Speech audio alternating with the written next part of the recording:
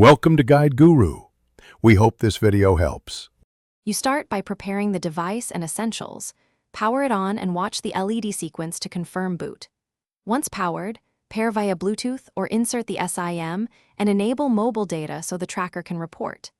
Make sure you install the companion app and sign in because the app is where you configure tracking parameters. After pairing, set device name and time zone. This prevents mismatched location timestamps and speeds up the first accurate fix. Once done with basic setup, configure how and when the tracker reports.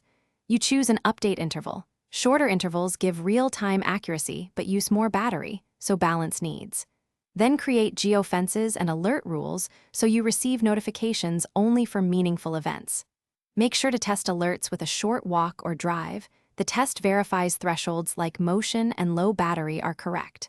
Finally, save settings and allow background location access. You finish by mounting and testing the device in its final location. A clear sky view improves GPS accuracy, so avoid metal boxes and damp spots. After mounting, run a 10-minute live test and confirm the map path and timestamps match reality. If things go wrong, first reboot the tracker and app.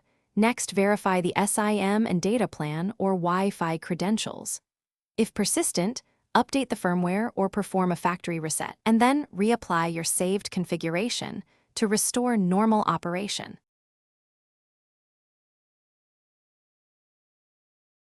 Thanks for watching. Consider subscribing if we helped you today.